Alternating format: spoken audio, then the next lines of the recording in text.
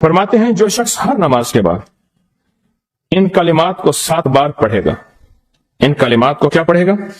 7 بار پڑھے گا ان کلمات کو، حیرت انگیز طور پہ فرمایا کہ اللہ پاک جل شانہ اس کو ولایت کا تاجدار بنائیں گے اور اتنا عطا فرمائیں گے کہ اس کے ذریعے سے وہ کاغذ کہاں ہے جو لبنان کے کوہ لبنان کا کاغذ ہے، آپ حضرات نے مجھے کہا ہم وہ دیں گے، کوہ لبنان کا کاغذ جو یہ پڑھے گا اللہ اس کو اتنا عطا فرمائیں گے. آپ ذرا چھوٹے سا ایک لفظ کہہ رہا ہوں، جو یہ پڑھے گا اللہ اس کو اتنا عطا فرمائیں گے، اتنا عطا فرمائیں گے، اتنا عطا فرمائیں گے کہ اس کے ذریعے سے لوگوں کو روزی دیں گے. وہ ذریعہ بن جائے گا لوگوں کو روزی دلانے کا، وہ ذریعہ بن جائے گا لوگوں کو دولت اور رزق دلانے کا، وہ ذریعہ بن جائے گا لوگوں کو برکات اور ثمرات دلانے کا، وہ ذریعہ بن جائے گا. اللہ اس کے ذریعے سے لوگوں کو رزق عطا فرمائیں گے. اب آپ ان الفاظ کو غور سے سنیں. دیکھیں، الفاظ سے پہلے میں الفاظ کی حقیقت بتاتا ہوں. الفاظ سے پہلے الفاظ کی حقیقت بتاتا ہوں. آپ ذرا الفاظ سے پہلے الفاظ کی حقیقت کو غور سے سنیں، حقیقت کو غور سے سنیں. یہ بس والوں کے ساتھ آپ نے سفر کیا ہوگا، یہ اکثر ہوٹلوں پہ کھڑے ہوتے ہیں. جب ہوٹلوں پہ کھڑے ہوتے ہیں ڈرائیور اور بس کے عملے کا کھانا مفت ہوتا ہے.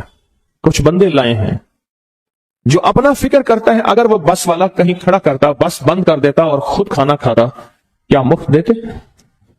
جو دوسروں کو ساتھ لاتا ہے اور جو دوسروں کا فکر کرتا ہے اللہ اس کو بہت زیادہ نوازتے ہیں، بہت زیادہ. حضرت داؤد علیہ السلام نے عرض کیا کہ یا اللہ آپ کا نبی پیارا ہوں، بہت ہی زیادہ پیارا بننا چاہتا ہوں، تو کچھ میرے ساتھ شفقت فرمائے. تو آپ نے فرمایا داؤد میرے بندوں کو میرا محبوب بناؤ، میرے بندوں کو میرے قریب کرو تو میرے اور پیارے ہو جاؤ گے. حضرت موسیٰ علیہ السلام نے اللہ سے عرض کیا کہ یا اللہ تیرا پیارا بننے کے لیے، محبوب بننے کے لیے کون سا عمل ہے؟ تو آپ نے فرمایا غائبانہ لوگوں کے لیے دعا کرو، غائبانہ لوگوں کے لیے دعا کرو. کیوں؟ منہ پہ دعا خوشامد پھر بھی بن سکتی ہے، دکھاوا پھر بھی بن سکتا ہے. جب غائبانہ لوگوں کے لیے دعا کرو گے فرمایا وہ دعا ایسی ہوگی جو تجھے 3 چیزیں دلائے گی. ایک میرا دوست بنا دے گی، اور ایک جتنا لوگوں میں رزق تقسیم ہوگا اتنا سارا تجھے ملے گا، اتنا سارا تجھے ملے گا. یہ بندہ مالدار اور تونگر بن جائے گا. دوسرا اور تیسرا فرمایا کہ اللہ جل شانہ تجھے لوگوں میں عزت دیں گے، وقار دیں گے، شان و شوکت دیں گے اور ہر دل عزیز کر دیں گے. صرف اپنے مزاج سے نکلا ہے، اپنی سوچ سے نکلا ہے میری جنت ہو، میری قبر ہو، میری آخرت ہو، بس اور کوئی جائے نہیں.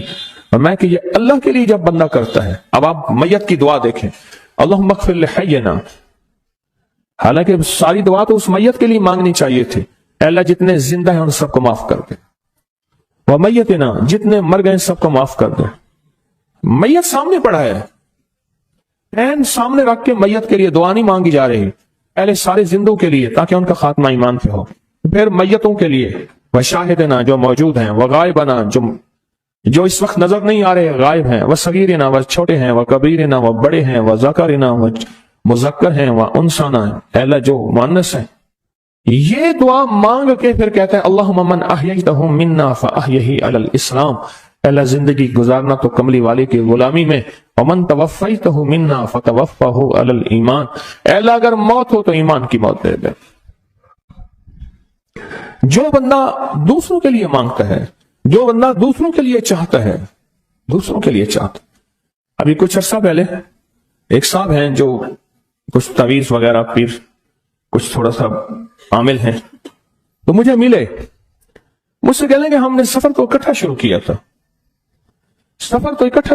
تھا، اور مجھ سے کہنے کہ اتنے آگے نکل گئے، وجہ؟ میں نے کہا فرق اتنا ہے، تو نے چھپایا میں نے بتایا، بس تو نے چھپایا میں نے بتایا. کہنے لگا نہیں کوئی اور وجہ ہے. اچھا میں پھر اسے باتیں اور چلتی رہیں. چلتے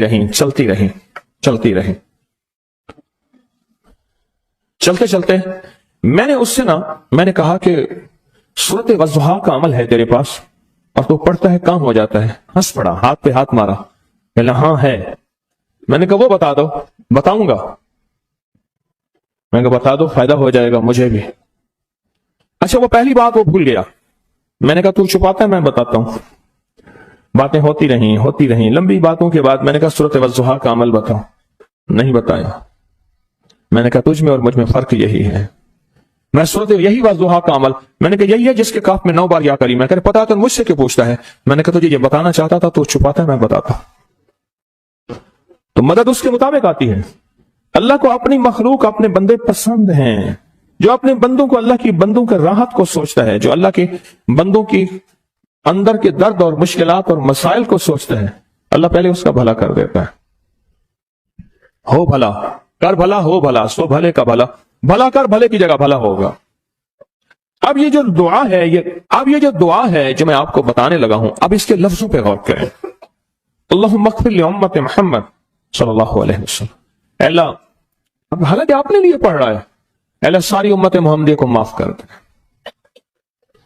اللہم ارحم امت محمد، اے اللہ امت محمدیہ میں جتنے بھی ہیں سب پہ رحم فرما، رحمت فرما، مغفرت فرما۔ اللہم اصلح امت محمد، اے اللہ امت محمدیہ کی جتنی بھی مشکلات مسائل ہیں ان کی اصلاح کر دے، پریشانیاں دور کر دے۔ اللہم استر، اے اللہ ان کے پردے رکھ دے، امت محمدیہ کے پردے رکھ دے، امت محمدیہ کے پردے رکھ دے، اے اللہ کسی کے پردے نہ ہٹا، اے اللہ سب کی مغفرت فرما، اے اللہ پردے رکھ دے، پردے رکھ دے سب۔ اور اللہم اجبر، کیا فرمایا؟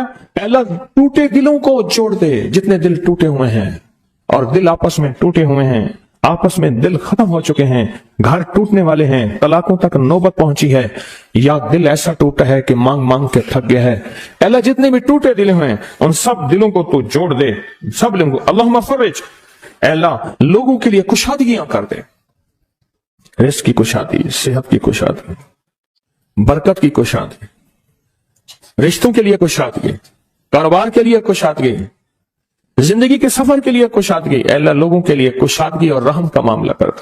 اب آپ سوچیں اس ساری دعا میں ایک دفعہ بھی اپنے لیے مانگا؟ ایک درویش کے پاس ایک بندہ گیا، حضرت ولایت کا کوئی شارٹ کٹ بتائیں، بالکل آسان راستہ۔ فرمایا جب کوئی غیر مسلم بغیر کلمے کے مر جائے، کسی کونے میں منہ دے کے رو لینا، اللہ تجھے ولایت دے دے گا۔ احساس، درد، غم، اللہ کو یہ پسند ہے، اور اللہ کے ہاں اس کی قیمت ہے، اور اللہ کی بارگاہ میں اس کی قیمت ہے۔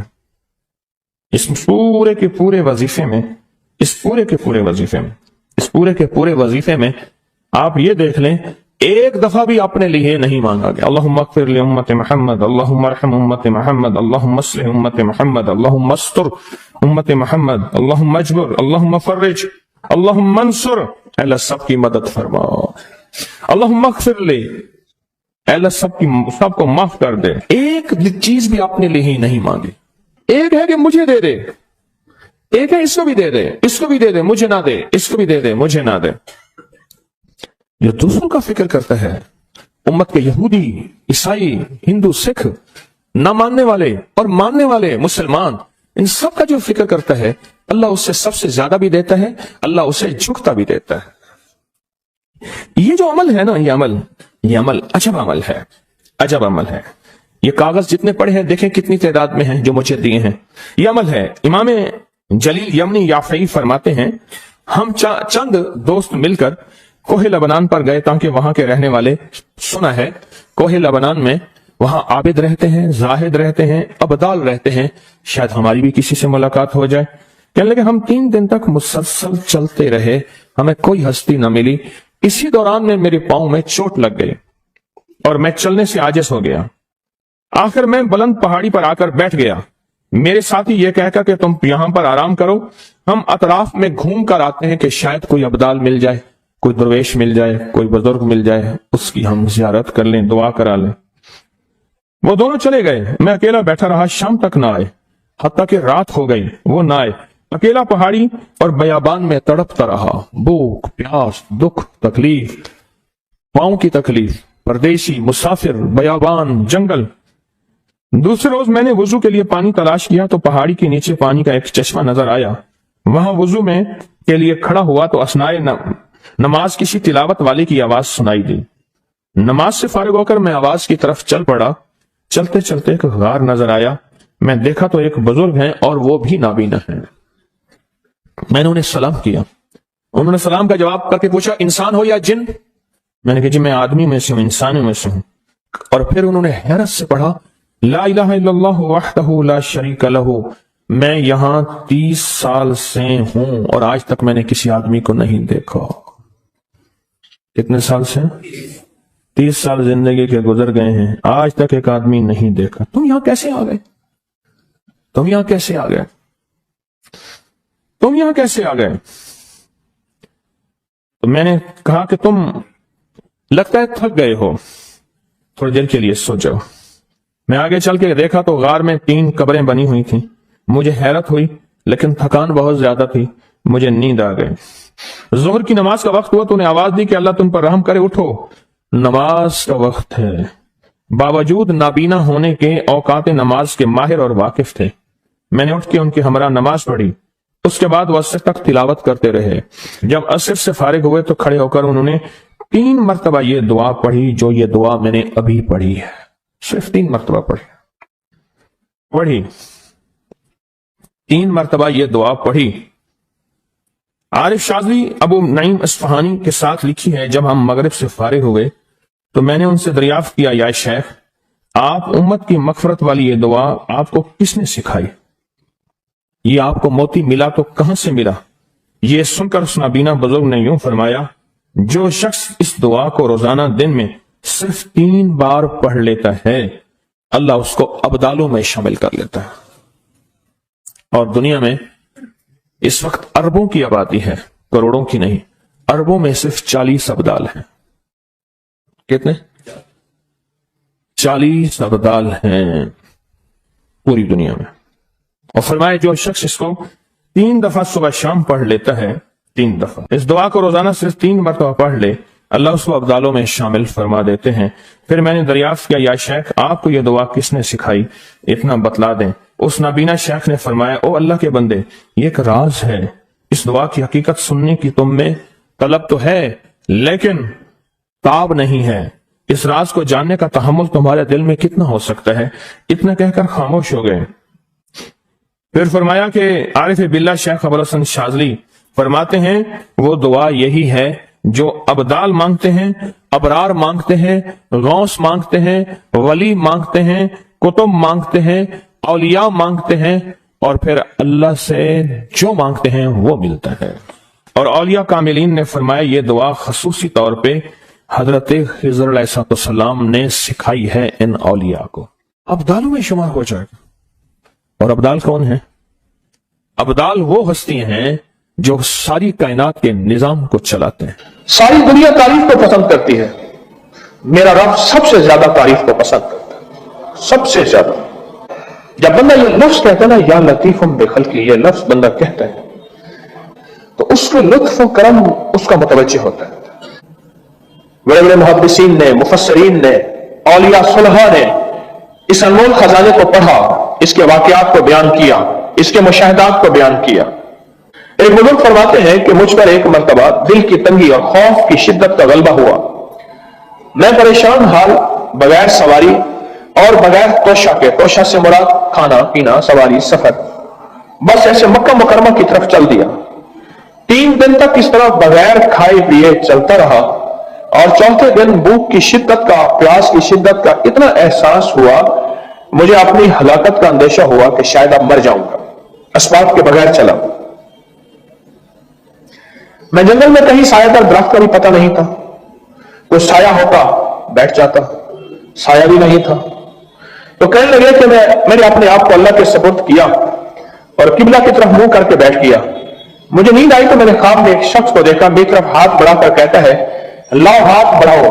میں نے ہاتھ بڑھایا، اس نے مجھ سے ہاتھ ملایا اور میں تمہیں خوشخبری ہو، مبارک ہو، خوشخبری ہو کیا کہ تم صحیح سالم حج بھی کرو گے اور میرے حضور کملی والے کے روزے کی زیارت بھی کرو گے. کیوں پریشان ہے؟ تو کیوں پریشان ہے؟ صحیح سالم حج بھی کرو گے اور حضور کے روزہ اطہر کی زیارت بھی کرو گے. میں نے کہا اللہ تم پر رحم فرمائے، آپ کون ہیں؟ فرمایا میں حضرت خضر ہوں. میں خضر ہوں. میں نے عرض کیا کہ کوئی دعا فرما دے میرے لیے. سخت بھوک ہے، سخت پیاس ہے، شدت کا سفر ہے، بہت سخت بھوک ہے، بہت سخت پیاس ہے اور شدت کا سفر ہے، میں کیا کروں؟ اب انہوں نے فرمایا اچھا یہ میں پڑھتا ہوں تو پڑھ، یہ لفظ 3 مرتبہ پڑھ، یہ لفظ 3 مرتبہ پڑھ۔ اب میں بھی پڑھ رہا ہوں، آپ میرے ساتھ پڑھیں گے، درد سے، توجہ سے، یقین سے، دھیان سے اور پوری کیفیت کے ساتھ اور پورے جذبے کے ساتھ۔ اور میں بھی پڑھ رہا ہوں، تو بھی اس لفظ کو 3 مرتبہ میرے ساتھ پڑھ۔ یا لطیفم بخلقہ، یا علیمم بخلقہ، یا خبیرم بخلقہ، الطف بی، یا لطیف، یا علیم، یا خبیر، یا لطیفم بخلقہ، یا علیمم بخلقہ، یا خبیرم بخلقہ، الطف بی، یا لطیف، یا علیم، یا خبیر، یا لطیفم